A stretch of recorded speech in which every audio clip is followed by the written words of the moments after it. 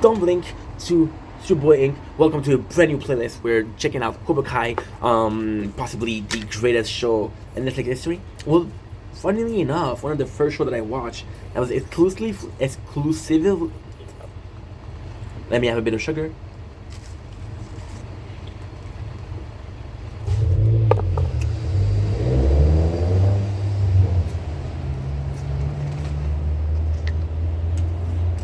Much better. It's cold as fuck outside.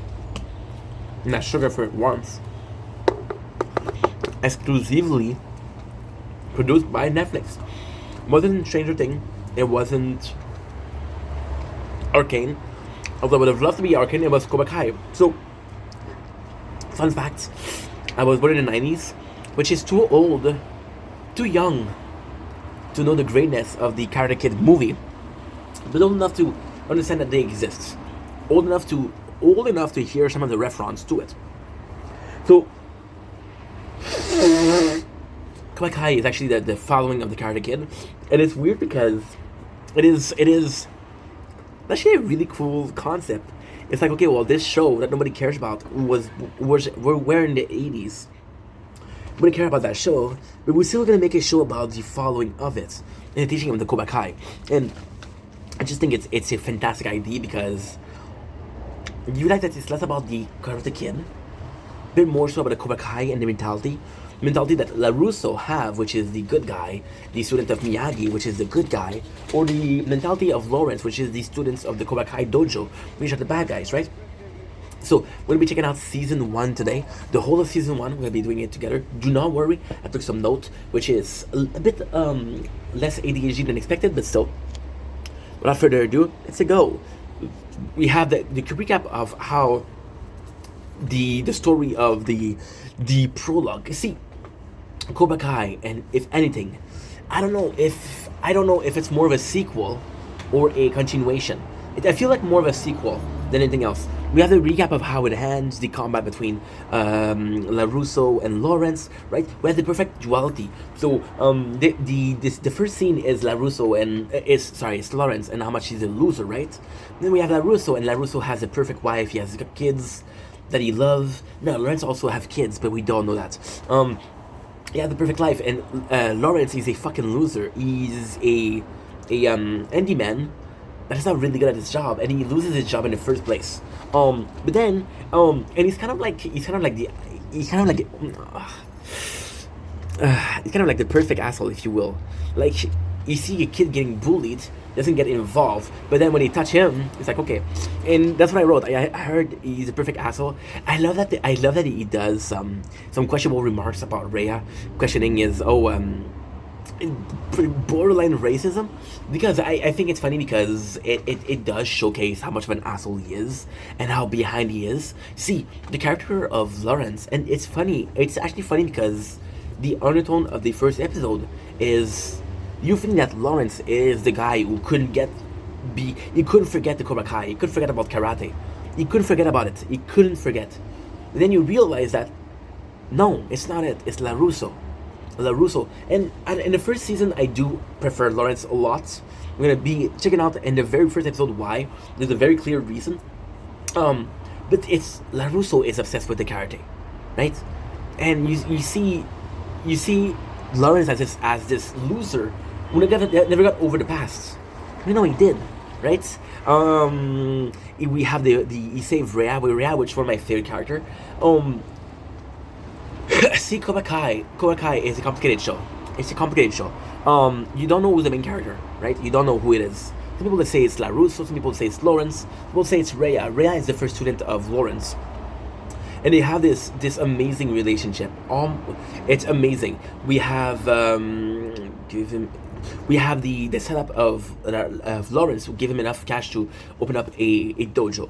And the cool thing is the leading to opening up a dojo. So you're led to believe, oh, Lawrence, he never gave up the past, bro. He never forget about the past.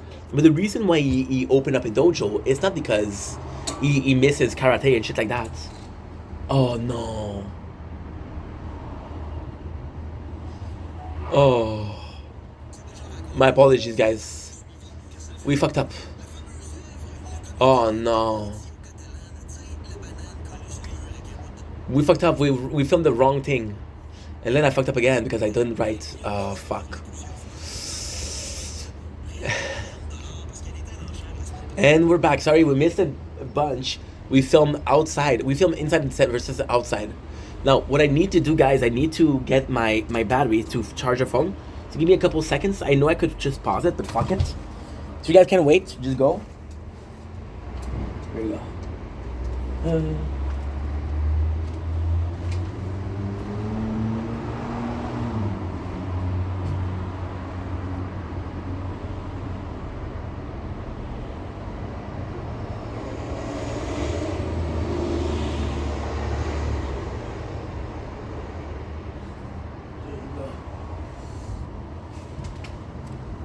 That's what happens when you do two things at once, right?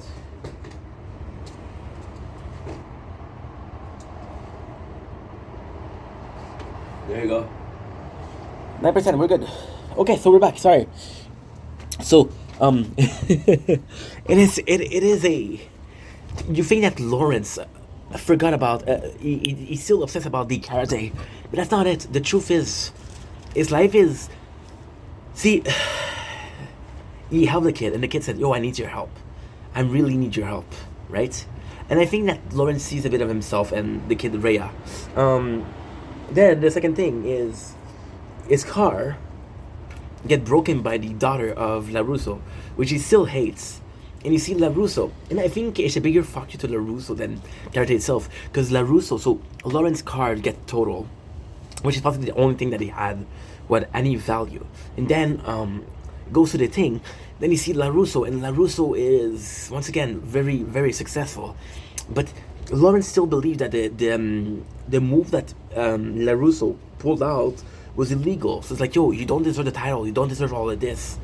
And it's a very, see, Lawrence, you're led to believe that he's an asshole, but at the same time, Lawrence doesn't say I deserve it more than you. Lawrence is like, I don't care who deserves it, but you don't, you know. So this is cool. We see the stepdad who, once again, Lawrence ends up in jail. Instead of save him out and give him cash to say, yo, you need to fix it yourself. I'm helping you, which is enough to open up a dojo, right? And it's quite cool because once again, Lawrence beats up punks that are ending up bullying Rhea just because they hit the car. Now Lawrence gets involved, but it's still the sort of butterfly effect that's going places, or even the snowball effect that, okay, well, this led to this, that led to this, that led to this, right? And that's it. That's pretty good. We have a party with the LaRusso, right? And it's kind of cool because it shows that he lost control of his kid. So in the first episode, we're led to believe, this is episode number 2, by the way. In the first episode, we were led to believe that LaRusso is, well, he has his perfect life, but he doesn't really. LaRusso is led to believe that, oh, dude, I have everything that I ever wanted. But then when you look at him, he's actually not as much of a loser as Lawrence is, but there's a very nice duality. It's a very nice duality. I see, LaRusso is more so, I'm established. Lawrence is still hungry. Now, to me, a person that is established doesn't need to be hungry, but it's always nicer to see a character that is hungry for success. We have showing the kids, and you can see that he wants to be a better father, but then, no, it cannot be because his daughter, she's organizing a party. It's at a stage where she's always saying no. The kid doesn't give a shit about his father, the son. He's just gaming, and kind of lost it, right? And it's kind of cool because we have the second scene, which is basically Lawrence who is bullying Rhea, and it's hilarious because the way he's talking like old school, and it's kind of nice because the show is really smart and not necessarily fighting, but into saying, yeah, okay, I know there's been like 20 years in between the Cobra Kai and in between the Karate Kid. And what is really cool here is like, okay, we know that society has changed, and Lawrence, who's again stuck in the past, doesn't understand why this society changed. And it's kind of cool because Rhea is, and it's so fucking nice because, see, Lawrence is kind of like bullying Rhea, but Rhea needs to be, he doesn't need to be bullied, but he's a bit weak, and Rhea is like, okay, well, I respect this guy enough for him to tell me his shit. Now, the beautiful thing, this is why I love Lawrence so much. You can kind of tell that I like Lawrence and I don't really like LaRusso. That's personally my opinion. The thing with Lawrence is the relationship with Rhea is amazing. Rhea kind of looks for a father figure, and Lawrence kind of is that in the worst kind of way. And Lawrence kind of looks for a he doesn't look for a kid because he has Robbie, right? But spoiler. He doesn't look for a kid, but he kind of wants to redeem himself. Kind of want to be a good guy, and he does little act to be a good guy, even if he's most of the time he's an asshole. But you see through him helping Rhea, there's almost this, I don't know, there's almost this, it's hard to say, it's really hard to say. There's almost, not necessarily this redemption, but like, a second chance is, a second chance, I guess. Show no respect, Lawrence bullying Rhea, LaRusso miss being close to his kid. We can see that LaRusso is miss being close to his kid, but it's more so close to Sam. We see him teaching her karate, right, which is important to him, and you see that he really miss being with Sam, and it kind of is nice because she's his firstborn, and there's more story here. And I believe, I didn't see the last season, I saw a couple of seasons, I believe that Sam is a more important character than her brother, but there's almost this feeling that, okay, well, I really miss that, and then Shannon got convinced to do karate, and now after that you see his son. It's like, okay, well, if I have no choice, I'm going to see the son, you know. You got Lawrence he's actually being a good teacher. He teaches Rhea well, and it's kind of funny because, again, with the quiet, it's kind of funny because he has this horrible way of teaching. He's not a good teacher, but then because Rhea is such a good student, and he's so adaptable of the situation with Lawrence, that it kind of works. It doesn't work in the best of ways, but it kind of works, you know. You have you chill a bit. Sam is always stuck. The thing with Sam is also a very good character, but see, Sam, which is the daughter of LaRusso, if you didn't know, the one who totaled the car of Lawrence, Sam is this cool character, but I don't like the earlier version of her, because Sam is always stuck in between. So for example, right, one of the most powerful scenes in season 2, which I'm not going to review tonight, don't worry, is when she learned to balance. She has this pool in her garden, and she learns to balance herself. But Sam is constantly stuck in between being with a guy that she really likes, which is Kyler. Then Kyler turns out being an asshole. Then she wants to be with Rhea. Oops, spoiler. But then Rhea, Kyler was such an asshole that Rhea doesn't deserve a chance. So she's stuck in between, okay, well, I just got hurt and I really like this guy. Or Sam is stuck in between being this girl that's daddy's girl, right? Who's a good kid. She's a good kid. She has good friends. Those friends are people with a future, or being the popular kids, you know? And she's a part of the popular kids, but then... So she's always stuck in between. She's always stuck in between being the person that she wants to be and the person that she needs to be, which is honestly something that's very human. Something that's very, very, very human. But, see, she's a teenager. So asking yourself, who am I, is very normal. But the kind of like not necessarily the flaw, but what kind of is, it's a bit rhythm breaking. So everybody talks about karate. Everybody talks about how they want to be stronger. You got, so far we don't have a lot of characters. We have LaRusso, his wife, Sam. We have Lawrence, Rhea. And that's pretty much it. Those are the characters that we care about, right? So LaRusso still doing well. Doesn't need to change. His wife is actually really entertaining. His wife, she's this very supportive wife, but then again, you can tell that she's a fiery thing, which is, okay, don't fuck with me because I'll fuck back. Then you have Rhea, who, once again, and you have the parents of Rhea. You have his mom and you have his grandma, but his mom and grandma are pretty supportive of Rhea. She's like, okay, well, that's what you want to do, that's what you don't do. And you can tell that they're good people. You can tell that they really have Rhea's back. Then you have Lawrence, who is, okay, this is my dojo, this is my new product, I'm excited about it. And then you have all of these characters going in direction. None of them is asking themselves, where should I go? And then you have Sam, who is sadly questioning yourself, you know. And I don't know, I don't think it's a bad thing. I think it's totally normal. But then again, you just started the story, and it's by comparison. Everybody else has their ID figured out, and we just met Sam, and she's already questioning herself. And I don't want to be a dick. I like the character of Sam. I like the character of Sam a lot in later season. But at the moment, I don't know you. I don't care about you. You're a character that I like. If I was a character that I like it, and you were like, holy shit, I have to be that popular, right? And I would feel bad about you. I would feel bad about it. But for now, you're not. For now, you're not. So I have a situation, you know. Anyway, actually being a good teacher between popular and nerd. We learned that Lawrence as a kid, which is Robbie. To be honest, Robbie also is one of the weirder character. Robbie is such an amazing character, such an amazing. Robbie, I have a problem with Robbie. Robbie's such an amazing character. He's such a cool person.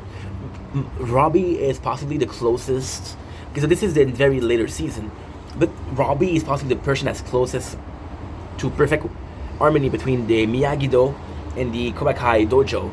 He's the guy that has the most potential as a fighter. He's really, really strong, and his mentality is really good. You can tell that he can take abuse, he can take this, he can take that, no problem. But the problem with Robbie is you create, and you ask anybody, right? You ask anybody, do you like the relationship between Rhea and Lawrence? And you say yes. And then you have Robbie, which it's not so much about, oh man, Lawrence and Reyes are super close right now. They're getting closer. And then you add Robbie to the mix, and it's mixing up thing. It's confusing. It's exactly like Sam. Sam, good character, but let me know her before I feel bad about her wondering who she is. Robbie. I would have loved if we saw Robbie as this kind of like an asshole who is kind of like in the life of Rhea, in the life of Sam, but we don't know who he is, and then it's revealed that it's, oh, Lawrence is my father. So it's kind of cool, but you know, we got Kyle, which is the boyfriend of Sam. We remember within the LaRusso, and ultimately speaking, Kyle is this weird character. Kyle is this character that is an asshole, but then he redeems himself. But then Kyle is also this character that, yeah, I did a lot of work to redeem myself. And I was able to redeem myself. But then when I had my character redemption, you guys didn't do nothing with me. So we spend a lot of the couple first season building the character of Kyle just to do nothing with him, right? But he did the LaRusso because Sam, she's their serious, right? And it's kind of cool because it's not important. Kyle's end up being a douche. He kind of end up being a douche. But then it's complicated. It's complex because LaRusso, who I spent a lot of time in Japan or in Japanese culture, is very familiar with it. Kind of knows a lot about it, right? Then you see Kyler and he said, "Holy shit, you're Japanese." So I'm gonna be doing things that I know that Japanese people do, but Kyler, yes, Kyler's Japanese, but he was probably raised the American way. He craves burger, he craves fucking fish sticks, you know? So, you're kind of assuming that he has this heritage when he doesn't. But then, Kyler, he's like, okay, well, I don't like fish, and he didn't make an effort, right? So LaRusso, kind of an asshole for assuming, but then Kyler, kind of an asshole for not being grateful that the guy did an effort. See, LaRusso, right? By assuming, I had this lesson by a friend of mine, Jay Junior. Fucking love you, bro. He taught me not to assume. He taught me that assuming things is very much of an asshole behavior. I didn't know that before. It took me 28 years to know it. Then I realized, okay, well, give people a chance to explain who they are.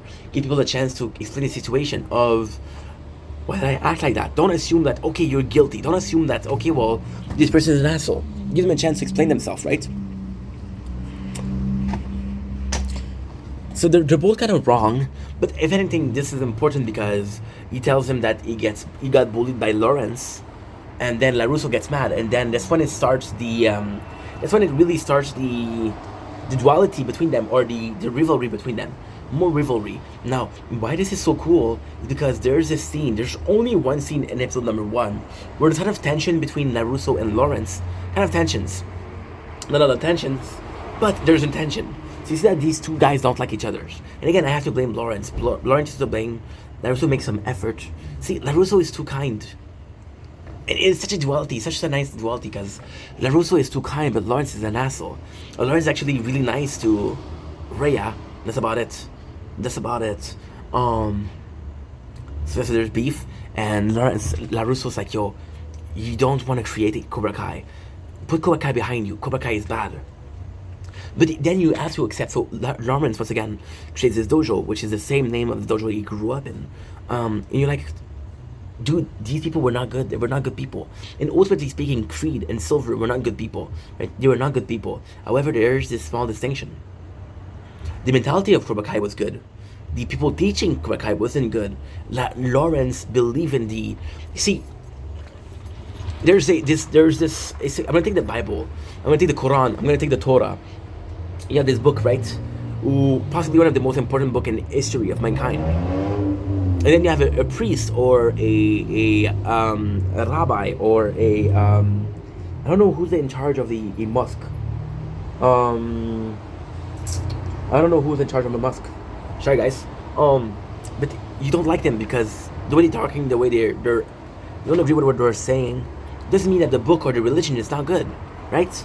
And then you tell me, yeah, but religion is different than a dojo. Agreed, but they're both way to live a life. They're both way, like, for example, you see athletes who their whole life is athletes. When you learn about dojo, when you learn about karate, it's a style of life, but it's really, really important. And if you implement it, it will change a lot of the things in your life. Being patient, being calm, and that's pretty much it. Episode number 3, we have Lawrence. He has a problem getting customer, right? Because he has Rhea. But then again, see that's also a cool thing. I can understand why it's not popular because karate is sort of this thing of the past, right? And without wanting to say this is a thing of the past, it is a thing of the past. There's a problem coming up with customer, and this is where I love the relationship between Lawrence and Rhea. Lawrence had this. I don't know. I don't want to.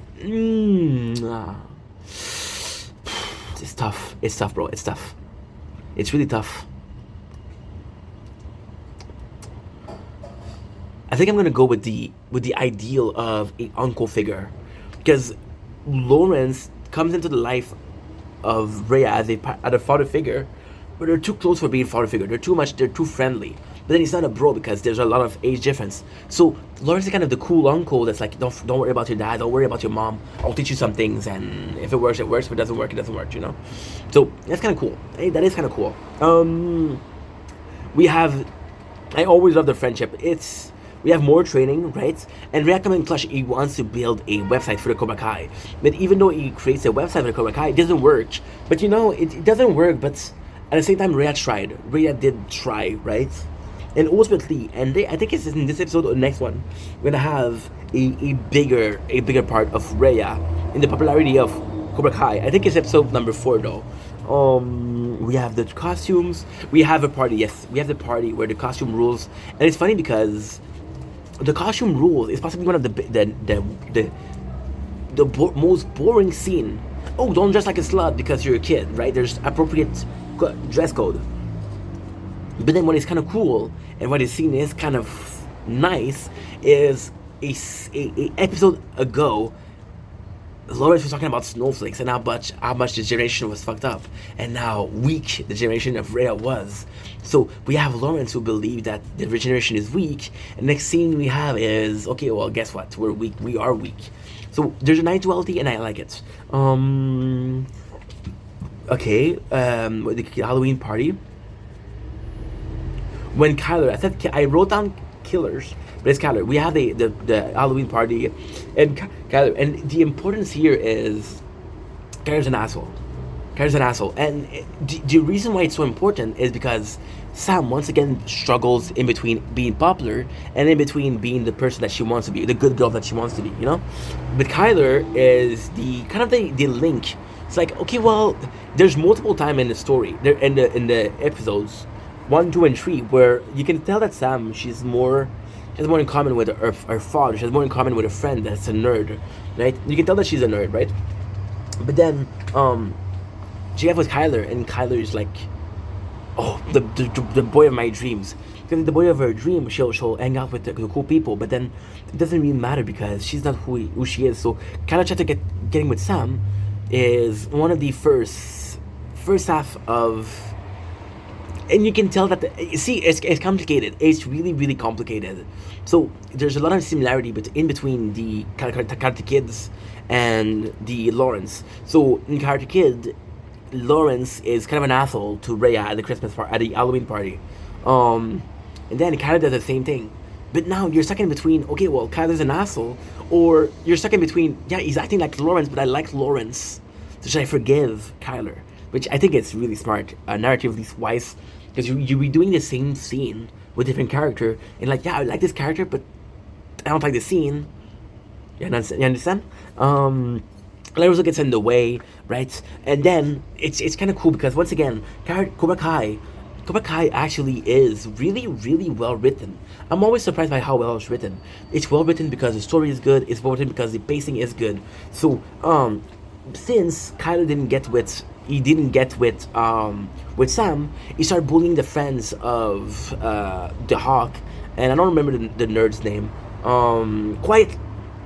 We have this he didn't get with Sam, so he's pissed off, and then he sees the kid that he used to bully. It's like, okay, well, I'm gonna bully them. And you understand, Kyler, because he just got rejected, or he just got cock-blocked by LaRusso, doesn't mean that the kids, you should bully them, right? You understand why he did it. And then we have Rhea who fights with Kyler, right? And what is really really really really cool is understanding why Kyler is bullying him, but ultimately Kyler bullying Rhea makes Sam not like Kyler, which is again an important snowball effect, butterfly effect.